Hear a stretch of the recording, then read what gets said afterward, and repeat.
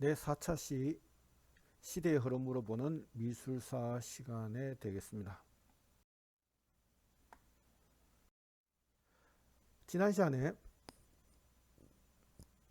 르네상스에 대한 얘기를 했었는데요. 르네상스에 관한 동영상을 두 개를 보고 지나가도록 하겠습니다. 먼저 르네상스에 있어서의 미켈란젤로의 작품과 관계된 영상을 하나 보겠습니다. 안녕하세요. 서정욱입니다. 지금 보시는 그림은 미켈란젤로의 천지창조입니다. 세계 최대의 벽화이며 르네상스 명작 중에서도 손꼽히는 작품이죠. 이 그림은 시스티나 성당이 천장에 그려져 있습니다. 천장의 전체 면적은 300평쯤 되고 등장인물은 300명이 넘습니다. 1508년 33살의 미켈란젤로는 첫 작업에 착수합니다. 특이한 점은 이 큰 그림을 미켈란젤로가 혼자서 그리기 시작했다는 것입니다. 작업 기간 내내 미켈란젤로는 목과 허리의 고통을 호소하면서도 혼자 그리기를 끝까지 포기하지 않았습니다.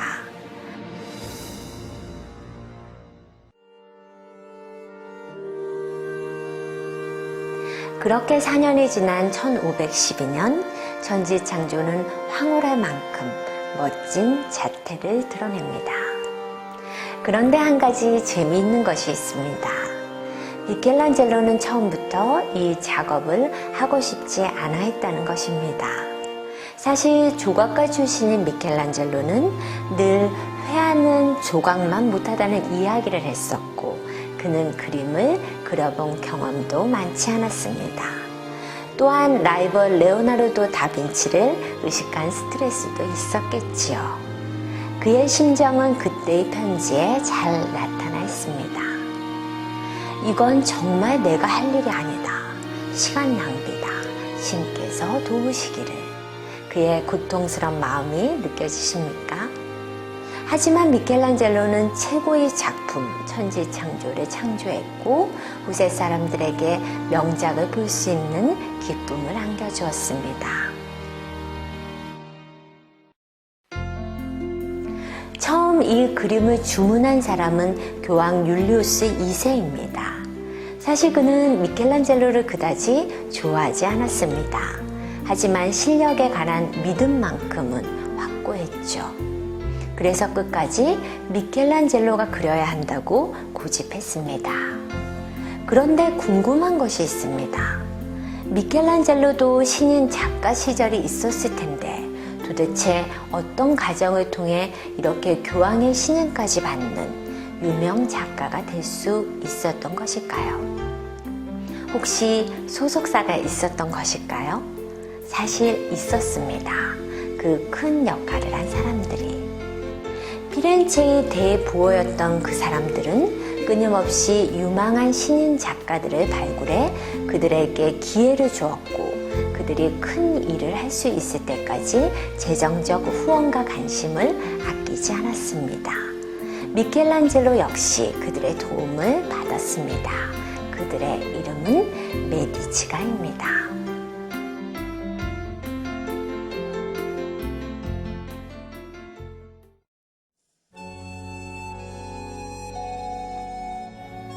(1400년대의) 피렌체는 유럽 문화의 꽃이었으며 활발한 무역의 중심지였습니다. 그러다 보니 많은 돈이 도시에서 움직이게 되었고 검문세가들은 그런 피렌체의 권력을 잡기 위해 보이지 않는 세력 다툼을 벌이고 있었습니다. 그리고 그중 한 가문이 메디치가입니다. 메디치가 역시 무역업과 은행업으로 막대한 부를 쌓으며 피렌체 권력의 중심에 서기 위한 기회를 엿보고 있었죠. 그러던 중 메디치가의 조반니 디비치와 그의 장남 코시모 데 메디치는 새로운 생각을 합니다. 철학자, 과학자, 예술가들을 지원하여 그들의 지식과 예술품을 통해 가문의 명성을 높임과 동시에 피렌체의 중심에 서려는 계획이었죠. 그때 조반니 디 비치는 산타 마리아 데 피오레 대성당 돔을 주목합니다. 1296년 착공된 이 성당은 돔을 완성하지 못해 100년 이상이나 흉물처럼 피렌체 중심에 방치되어 있었습니다.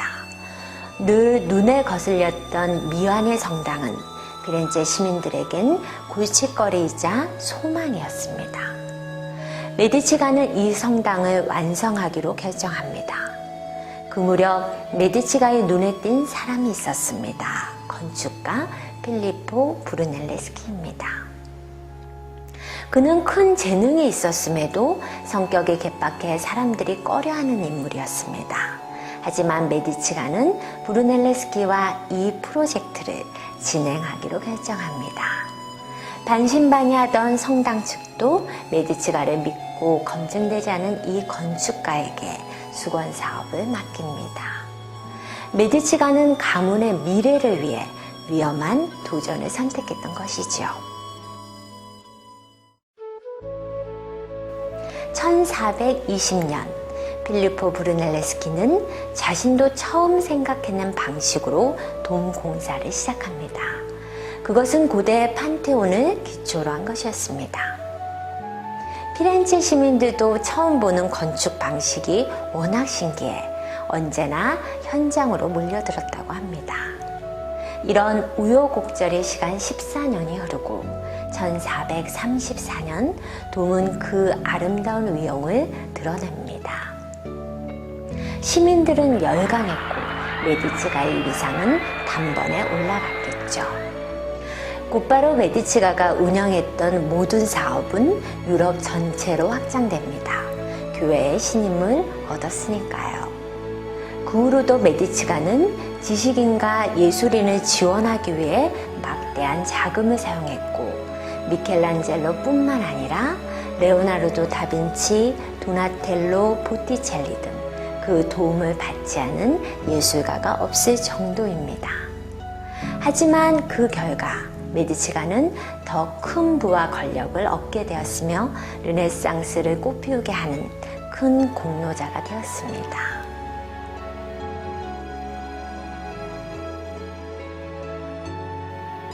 메디치가의 선택과 그것이 만들어낸 르네상스. 언제나 세상은 새로운 도전을 요구하고 있고 그것을 통과한 사람만이 시대의 주역이 되는 걸까요? 여러분은 오늘 어떤 시도를 해보시겠습니까?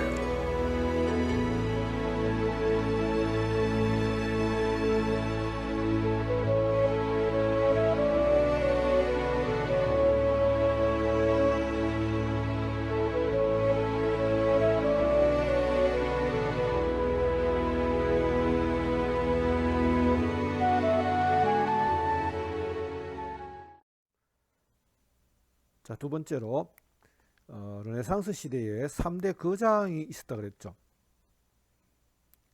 그 3대 거장과 르네상스 작품에 대한 부분들을 조금 더 감상할 수 있는 그런 시간을 가져보겠습니다. 안녕하세요. 서정욱입니다. 이 익숙한 그림들을 보시죠.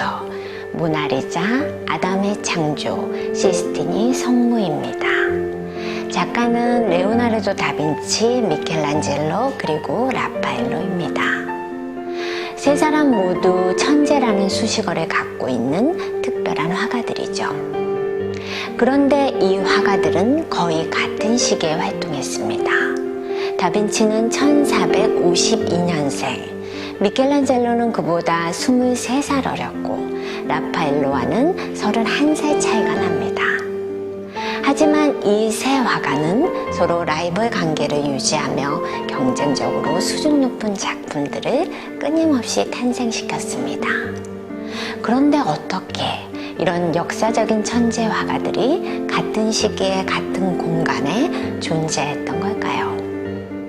혹시 어떤 사회적 분위기가 이런 천재들을 동시에 만들어내었던 것은 아닐까요? 사람들은 문화의 전성기를 구가했던 이 시기를 르네상스라고 말합니다.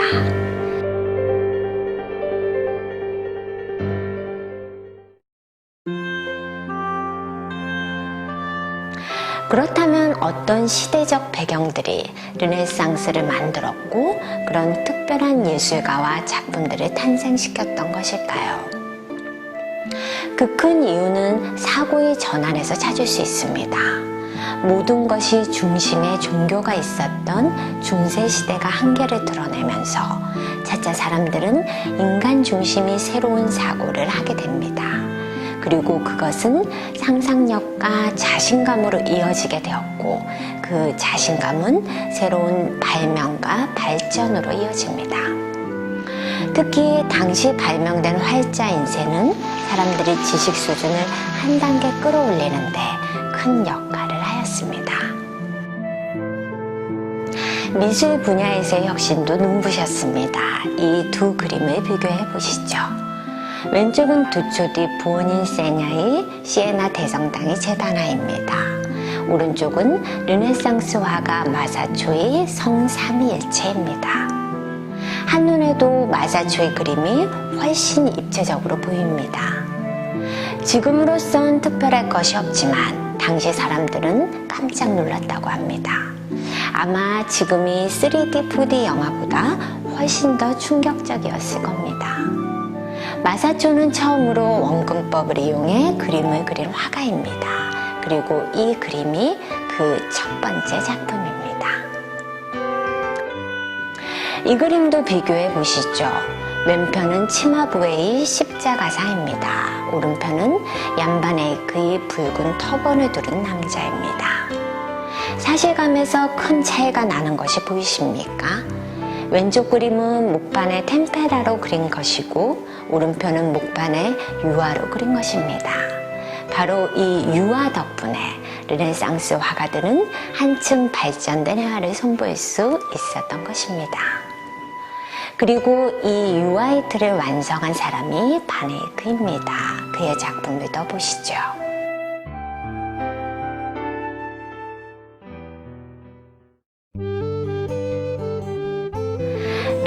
르네상스인이라는 말을 들어보셨습니까? 못하는 것이 없는 사람을 비유하는 말이죠. 그렇습니다. 르네상스 화가는 단지 화가만이 아니었습니다. 화가이며 철학자 그리고 과학자, 수학자, 해부학자였던 레오나르도 다빈치를 빼놓고라도 미켈란젤로 또한 조각으로 시작해 그림, 문학, 신학, 건축 등 못하는 것이 없었습니다. 당시 교황은 미켈란젤로의 조각이 마음에 들자 예배당의 천장 아래 그리게 하였고 전쟁이 나자 미켈란젤로는 군대의 요새 설계까지 맡았습니다. 이것도 보시죠. 산피에트로 대성당 돔 역시 미켈란젤로의 작품입니다. 르네상스의 분위기는 무척 자유로웠습니다. 중세에서 벗어난 사람들의 자신감은 어떠한 상상도 할 수 있었고 어떠한 실험도 가능했습니다. 다빈치는 기마상을 의뢰받고는 도나텔로의 가타멜라타 기마상을 뛰어넘는 작품을 완성시키기 위해 말을 해부합니다. 말뿐만이 아닙니다. 그는 정확한 사람의 동감을 표현하기 위해 39 이상의 시체를 해부하기도 합니다. 그런 지식적 바탕이 결국 불후의 명작 모나리자를 탄생시켰던 것이죠. 그런데 다빈치는 모나리자에서 또 하나의 새로운 시도를 합니다. 그림이 윤곽선을 강조하지 않고 명암 대조만을 이용해 입체감을 주는 방법이었죠. 그 결과 모나리자는 특별한 입체감뿐만이 아니라 신비감까지 갖게 되었습니다. 요즘 뉴스를 접하다 보면 놀랄만한 첨단 기술들이 속속 등장하고 영역간의 경계가 사라지면서 분야를 초월해 뛰어난 사람들의 이름들도 새롭게 등장합니다. 세월이 흘러 100년쯤 지난 뒤 우리 후손들이 지금을 제2의 르네상스라고 불러주지는 않을까요?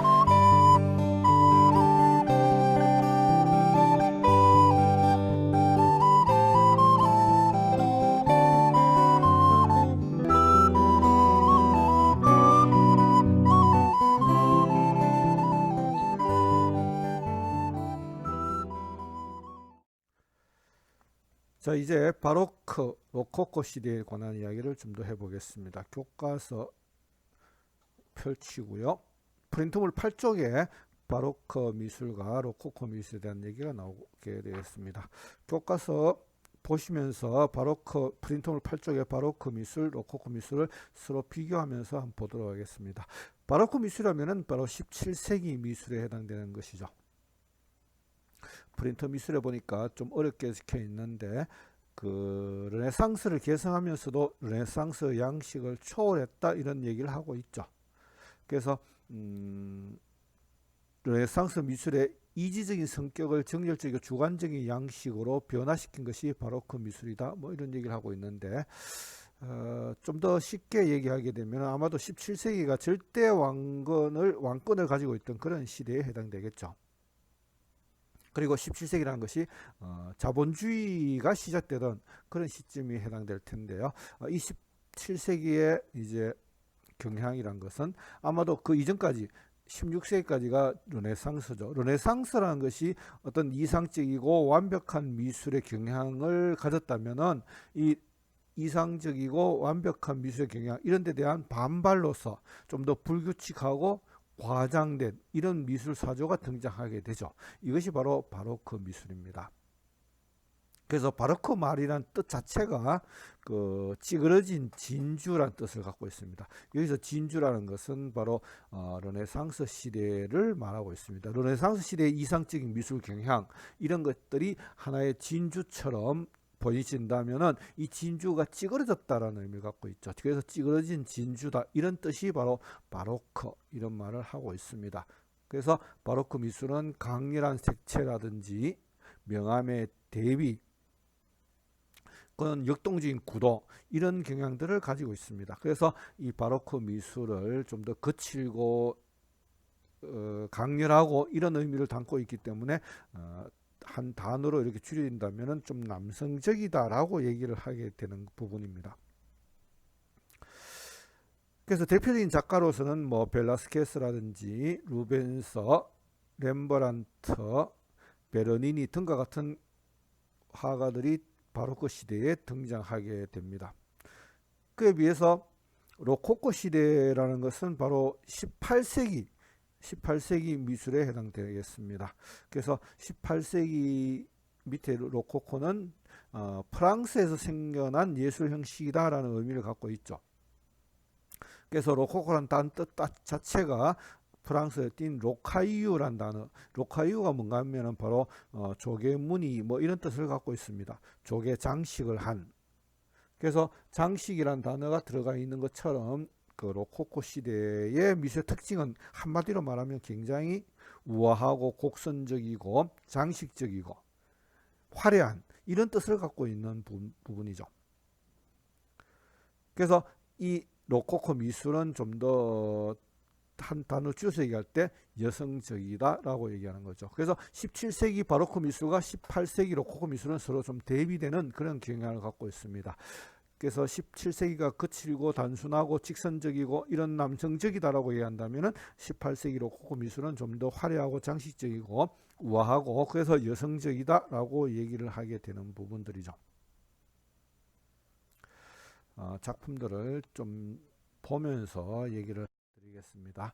이 로코코 시대가 도하기 전이 바로 18세기나 로코코 미술인데 17세기가 이제 바로크죠. 그래서 지금 나오는 그림들은 17세기 바로크 시대의 그림들입니다. 그림들이 대체적으로 좀 더 뒤에 배경에 이런 부분을 보게 되면 단순함을 좀 알 수 있는 그래서 좀 과장되어 있기도 하고 역동적이지만은 좀 단순한 직선적인 이런 경향으로 얘기되어질 수 있는 그런 그림들의 얘기입니다. 성가족과 성안나 제목이 붙어있는 그림입니다. 엘그레코의 그림인데요. 뒤에 배경을 보게 되면 뒤에 배경이란 것이 굉장히 단순하게 의자 이런 부분도 굉장히 단순하게 처리되어 있는데 이 바로크 시대의 그 경향이란 것이 이런 단순한 그런 한 거친 이런 뜻을 많이 갖고 있죠. 음악에서도 마찬가지. 바로크 음악이라 그러면은 굉장히 웅장하고 좀 더 거칠고 단순한 이런 뜻을 갖고 있는 음악으로서 얘기되어질 수 있을 텐데, 그런 게 이제 바로크 시대의 특징이다라고 얘기할 수 있을 겁니다. 루벤스, 또 대표적인 작가 루벤스의 그림에 해당되겠습니다. 루벤스의 밀짚 모자란 제목의 그림이고요. 또 루벤스의 새 미의 여신이란 제목의 그림이 붙어 있습니다. 여기에 나오는 새 미의 여신이란 것은 어디에 끝을 좀 의미를 두는가 하면 바로 고대 그리스 신화에 나오는 미의 여신을 의미해 두고 있는 거죠. 그때 나오는 그 미의 여신을 소재로 해서 그림으로 그렸던 내용들입니다.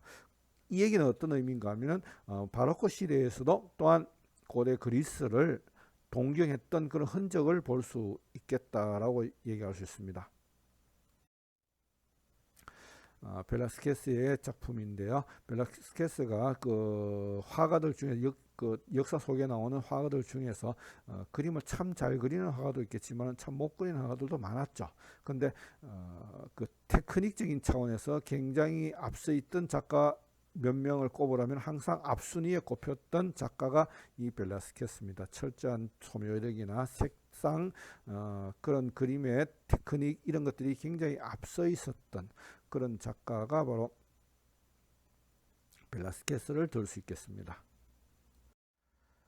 벨라스케스의 거울 앞에 누운 비너스라는 제목의 그림입니다. 이 비너스라는 것이 또한 다시 말한다면 고대 그리스를 상징하는 그래서 신화에 나오는 인물이죠. 그 신화에 나오는 인물들을 가져와서 소재로 쓰고 있다라는 얘기는 바로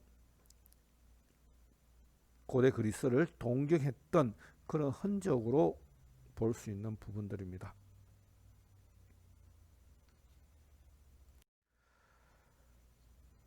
또한 바로크 시대에 대표적인 화가가 있다면 또 렘브란트가 있겠죠. 렘브란트의 야경이라는 제목이 붙어 있는데, 처음에 이 그림이 발견되었을 때 굉장히 어두워서 야경이 아니겠느냐 해서 야경이라는 제목이 붙어 있는데, 실제 야경을 그린 건 아니었고요. 렘브란트가 전체 화면을 굉장히 어둡게 색채를 사용하고 있죠. 그리고 일부분 45도 각도로 빛이 들어오는 그런 일부분에 빛이 들어오는 그런 모습으로 많이 그리게 됩니다. 그래서 이 45도로 들어오는 빛을 가지고 렘브란트의 빛이다 이런 말을 쓰기도 하는데, 그 그림 전체에 본다면 일부분에 빛이 들어오는 모습이 들어가 있죠. 이것은 34세의 렘브란트의 자화상의 모습입니다. 렘브란트의 그림들은 공통적으로 45도 각도에서 들어오는 빛을, 일부분에 비치는 빛을 그림의 특징으로 볼 수 있는 부분들입니다. 렘브란트의 다니엘이라는 작품입니다. 이 다니엘이라는 것도 마찬가지로 고대 그리스 신화에 나오는 그런 내용이죠.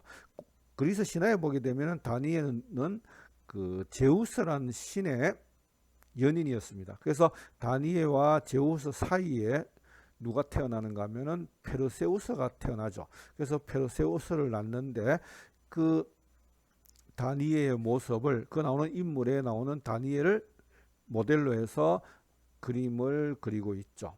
그러니까 이 다니엘가 지금 현재 제우스를 기다리고 있는 그런 장면이 그림 속에 은연중에 표현되고 있는 그런 그림이 아닌가라고 생각되어집니다. 다니엘 머리 위에 보니까 인형처럼 되어 있는 모습이 하나 나오죠. 저 모습은 무엇을 상징하고 있을까요? 네, 그 위에 있는 모습은 바로 큐피터를 상징적으로 표현하고 있는 거죠. 그래서 신화에 보게 되면 큐피터라는 것은 큐피터의 화살이라는 말을 우리가 쓰죠. 그래서 사랑의 사신 이런 의미를 갖고 있는 부분들인데, 그러니까 이 그림 속에 다니엘가 사랑하는 사람을 기다리고 있다는 그런 의미가 이 큐피터를 그리 넣음으로 인해서 그림 속에 숨겨져 있는 하나의 코드가 되겠죠. 그래서 제우스를 기다리는 그런 모습의 마음을 큐피터의 모습으로 표현하고 있는 그런 그림이라고 볼 수 있을 겁니다. 렘브란트의 어머니의 초상이란 제목의 그림입니다. 마찬가지로 뒤에 배경이나 이런 부분들은 굉장히 단순하게 그리고 지고 있는데 45도 각도로 빛이 들어오는 모습, 이런 모습들을 렘브란트가 그리고 있죠. 그래서 이것을 렘브란트의 빛이다라는 얘기를 하고 있습니다. 이 렘브란트의 45세 때의 작품이다라고 얘기하고 있습니다. 이 바로크 미술에 대한 부분을 동영상을 통해서 좀 더 이해해 보는 시간을 갖도록 하겠습니다. 안녕하세요, 서정욱입니다. 먼저 이 그림을 보시죠. 이탈리아가 카라바조의 그리스도의 매장입니다. 그림의 첫 인상은 매우 강렬합니다. 인물의 표정, 포즈, 그리고 비춰지는 빛, 그 모든 것이 꼭 무대의 한 장면을 보는 것 같이 극적입니다. 카라바조의 다른 그림들도 보시죠. 의심하는 도마, 홀로 페레네스를 죽이는 유디트. 어떠신가요? 무척 인상적이긴 하지만 뭔가 가장된 느낌이 들지 않으십니까? 미술사에서는 이런 그림이 등장했던 17세기를 바로크 시대라고 합니다. 그리고 일그러진 진주라는 뜻이 페롤라 바로카에서 유래된 바로크라는 말은 종종 너무 지나쳐서 가치가 없다는 뜻으로 사용되기도 합니다. 요즘 말로는 오바인 거죠. 그렇다면 왜 가장되었던 것일까요? 그리고 바로크 시대의 작품들은 그런 것뿐일까요? 아닙니다. 사실 바로크 시대는 그리 간단하지 않습니다. 왜냐하면 17세기 유럽 각지에서는 여러 가지 사건들이 있었고 그로 인해 다양한 미술들이 등장했기 때문입니다.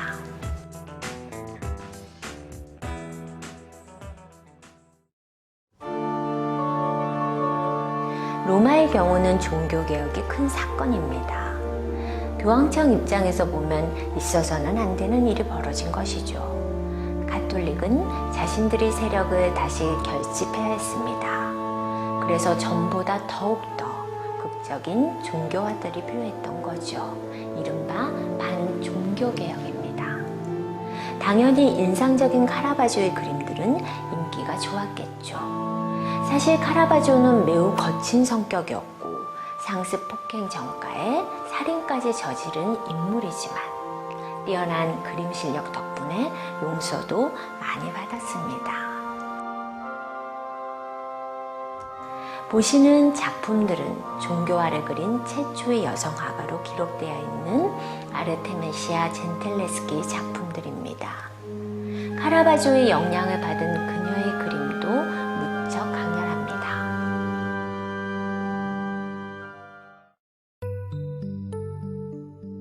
17세기 네덜란드에서 그려지던 그림들을 보시죠. 렘브란트의 작품들입니다. 니콜라스 툴프 박사의 해부학 강의, 야간 순찰입니다. 그리고 초상화들. 종교화들이 아닙니다. 왜냐하면 네덜란드에서는 신교가 지배하고 있었고 교회의 사치를 방지하기 위해 종교화가 금지되어 있었습니다. 어쩔 수 없이 화가들은 이제 시장에서 그림을 팔아야 했고 반대로 중산층 시민들은 그림을 구입하여 집을 장식할 수 있었습니다. 네덜란드에 처음으로 그림 시장이라는 것이 생겨난 것입니다. 이 그림은 네덜란드 화가 베르메르의 작품들입니다. 우유를 따르는 여인 그리고 진주 귀걸이를 한 소녀입니다. 평범한 주제를 다루었으면서도 그 표현이 너무 섬세하여 깊은 감동을 주는 베르메르는 사생활이 거의 알려지지 않은 신비의 작가입니다. 특히 베르메르의 작품을 자세히 보면 카메라로 촬영한 것처럼 정확한 거리감이 나타나 있고 빛의 번짐 현상까지 그려져 있는 것을 볼 수 있습니다. 그래서 학자들은 그가 카메라 옵스큐라를 이용해 그림을 그린 것으로 추측합니다. 하지만 사실인지는 알 수 없죠.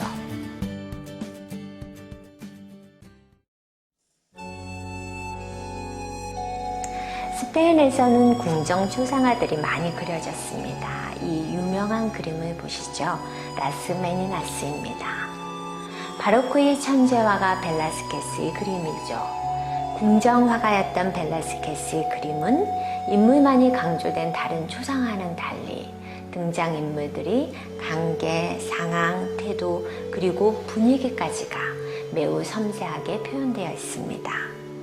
그림을 보시면 공주 마르가리타와 시녀들, 그리고 난장의 여인, 시종들, 그림을 그리는 화가, 개까지도 각자 자연스럽게 행동하고 있습니다.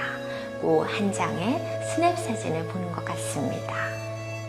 이 그림은 지금도 미술학자들 간의 의견이 분분할 만큼 주목받는 그림일 뿐만 아니라 마네를 비롯한 많은 후대 미술가들에게 큰 영향을 주었습니다.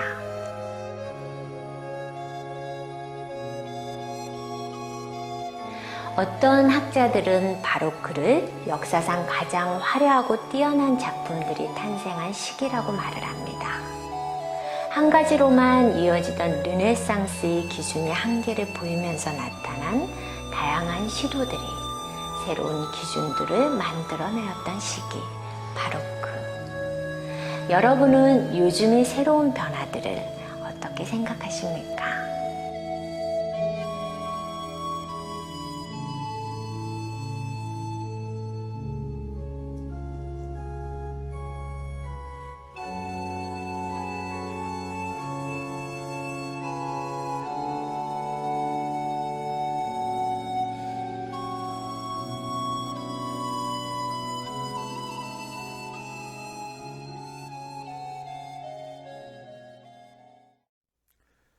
자, 이제 로코코 미술, 18세기 로코코 미술, 좀 더 여성적이다, 화려하다, 장식적이다, 우아하다 이런 특징을 가지고 있는 그 로코코 시대의 그림들을 몇 점 감상해 보도록 하겠습니다.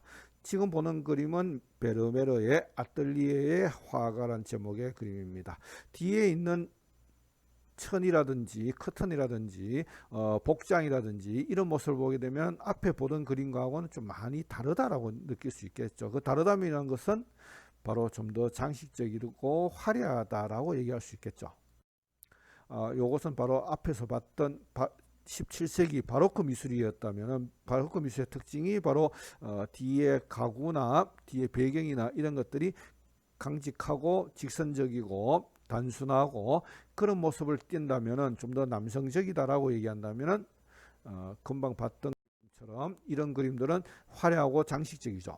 그래서 여성적이다라고 얘기하는 거죠. 그래서 로코코 미술은 여성적이고 화려하고 장식적이다 이렇게 정리가 되어지는 겁니다. 호가드의 가족이라는 제목의 그림입니다. 지금 현재 여기 등장하는 인물들의 복장을 보게 되면은 그 로코코 시대의 18세기에 프랑스를 중심으로 한 그 상류 사회의 의상이라든지 이런 걸 볼 수 있는데 그 머리에도 꽃으로 굉장히 많은 장식을 그리고 드레스에도 굉장히 화려한 그리고 드레스 무늬도 꽃으로 굉장히 복잡하게 화려하게 장식적인 이런 모습의 복장을 하고 있죠. 이런 부분들이 18세기 로코코 미술의 특징이다라고 얘기할 수 있을 겁니다. 호가드의 당세풍의 결혼이란 제목의 작품인데요.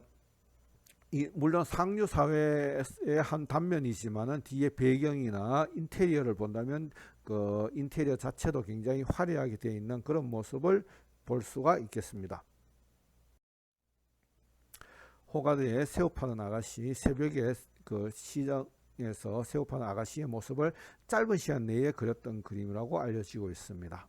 현장감이 굉장히 살아있는 그런 모습의 그림이 아닌가라고 여겨지고 있습니다. 요것은 프라고나르의 그네란 제목의 그림입니다. 이 그림은 그 생줄리엥 남작에 의해서 주문 제작되었던 그림입니다. 그림을 자세히 보게 되면은 굉장히 화려한 의상을 입은 한 여인이 그네를 타고 있는 그런 모습을 그리고 있죠. 근데 이 밑에 있는 부분들이 굉장히 재미있는 모습들이 그려져 있는데요. 밑에 가만히 보니까 오른쪽 제일 뒤에 그 이 여인의 그네를 밀어주고 있는 사람은 이 여인의 남편입니다. 남편이 지금 자기 부인을 위해서 열심히 그네를 밀어주고 있죠.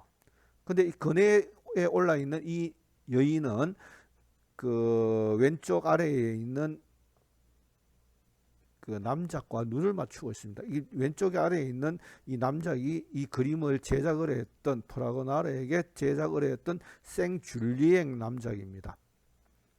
그래서 이게 좀 더 자기 남편은 뒤에 이렇게 열심히 자기 여인을 위해서 노력하고 있음에도 불구하고 이 여인의 마음은 줄리엥 남자한테 가 있는, 좀 더 그림 전체적으로 본다면 향락적인 그런 대상을 그림의 소재로 해서 그려진 그런 그림이라고 볼 수 있습니다.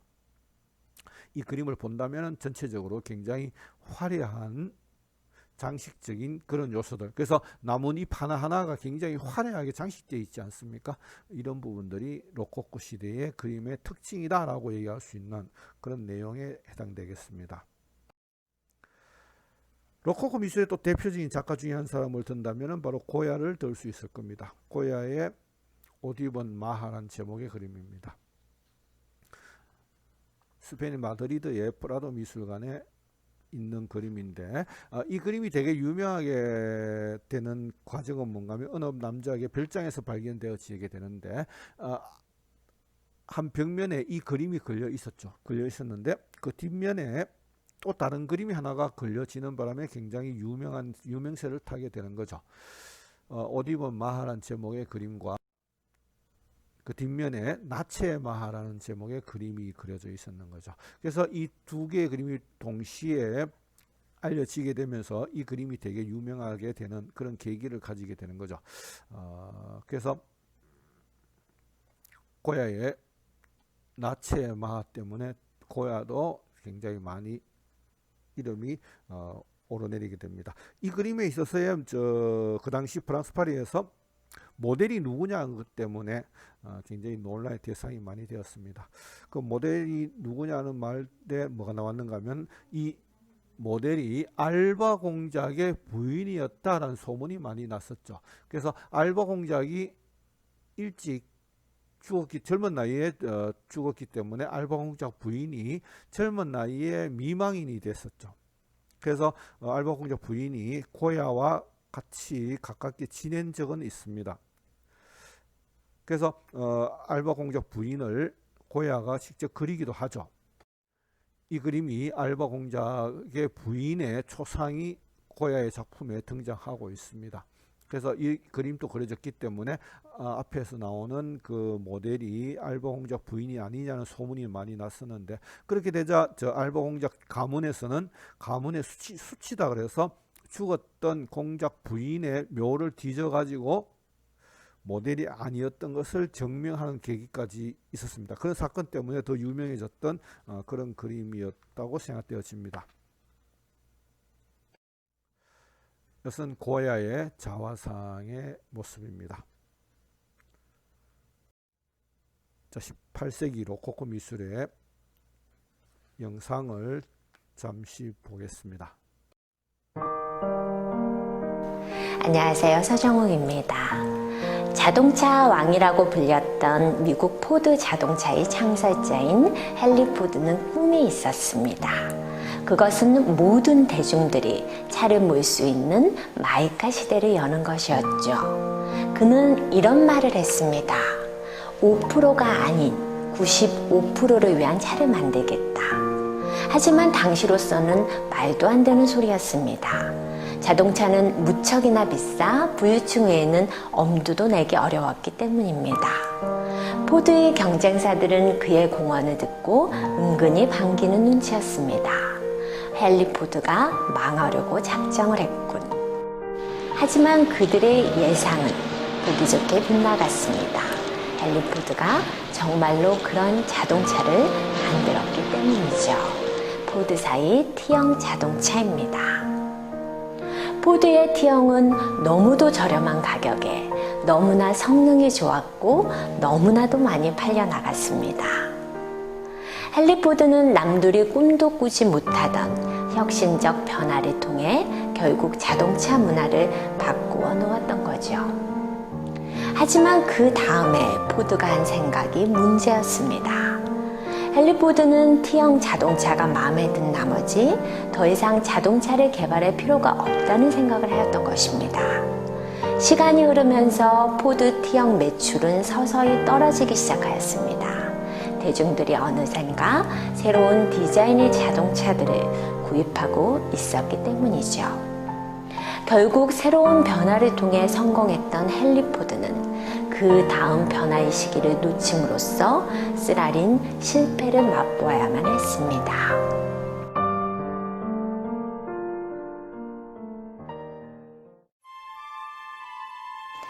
역사는 흐른다라는 말이 있습니다. 당연히 미술사도 새로운 변화들을 거치며 현대 미술까지 흘러왔습니다. 그리고 그 변화들은 전통에 대한 반발로 인해 시작되었죠. 어떤 사조가 나오면 곧이어 반대 의견이 생겨났고 그 반대 의견들은 새로운 사조를 만들어내었습니다. 그리고 그런 일들이 반복되었죠. 프랑스의 루이 14세입니다. 태양왕이라고도 불리는 그는 이집트 파라오 이후 가장 강력한 왕권을 누렸던 왕으로 불립니다. 짐은 곧 국가다라는 말로도 유명하죠. 그는 세상에서 가장 화려하다는 베르사유 궁전을 짓고는 그곳에서 권력과 사치의 극치를 보여주었습니다. 루이 14세 하루의 일상들은 모든 대신들이 참여해야 하는 국가 행사 수준이었습니다. 당연히 주변 사람들은 지겨웠을 것입니다. 그러던 1715년 9월 1일, 짐은 이제 죽는다. 그러나 국가는 영원하리라 라는 말을 남기고 루이 14세는 세상을 떠납니다. 그의 곁에서 숨죽이며 살던 귀족들에게는 이제 자유의 시간이 찾아온 것입니다. 신이 난 귀족들은 하나둘 베르사유를 떠나게 되었고 못다한 자신만의 시간을 누릴 수 있는 멋진 저택과 그 집을 꾸밀 미술품들이 필요하게 되었습니다. 이렇게 시작된 미술이 있습니다. 로카이유라는 조개 장식에서 유래된 이 미술이 바로 로코코입니다.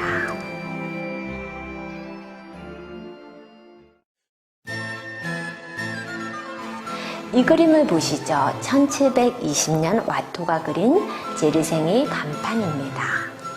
와토는 로코코를 대표하는 화가이고 제르생은 갤러리를 운영하던 와토의 친구로 알려져 있습니다. 그림을 보시죠. 귀족들이 집을 장식할 작품들을 고르고 있는 풍경입니다. 왼편에는 배송할 작품을 포장하고 있는 점원들이 보이고 오른편에는 갤러리 주인이 작품을 열심히 설명하고 있습니다. 뒤로는 많은 그림들이 보이는군요. 사람들은 로코코를 이렇게 설명합니다. 1700년대 초부터 1760년대에 걸쳐 프랑스에서 유행한 장식성이 강한 미술이다. 느낌은 밝고 섬세하고 경쾌하고 부드럽고 가볍고 즐겁고 화려하고 달콤하고 아름답고 감미롭고 우아하다. 아무튼 로코코 미술은 이렇게 시작되어 발전되어 나갑니다. 그런데 로코코가 만들어낸 또 다른 것이 있습니다. 바로 살롱 문화죠. 많은 귀족 부인들은 자신이 꾸민 멋진 저택을 자랑하고 싶어졌습니다. 그래서 사람들을 집으로 초대해 즐기는 모임을 만들게 된 것입니다. 일종의 고급 사교 모임이죠. 많은 귀족들은 그 모임에 초대받고 싶어 했고 그들은 모여서 문학, 예술, 과학, 정치를 주제로 세련된 대화를 즐겼습니다. 처음으로 살롱을 연 사람은 랑부의 후작 부인 카트린드 비본으로 알려져 있고 퐁파두르 후작 부인이 특히 유명합니다. 그래서 로코코를 우아한 여성의 시대라 말하기도 합니다.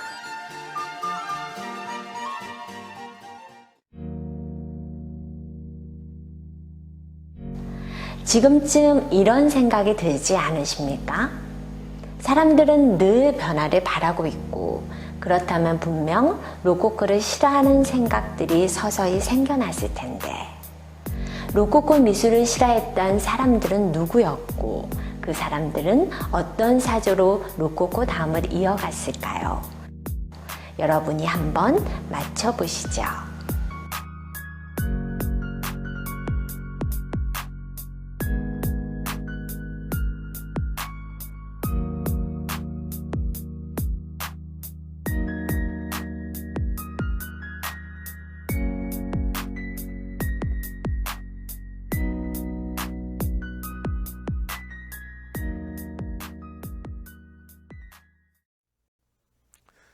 네, 지금까지 17세기 바로크 미술과 18세기 로코코 미술에 대한 부분을 봤습니다. 다음 주에는 19세기 근대 미술에 관한 이야기를 하도록 하겠습니다. 수고 많았습니다.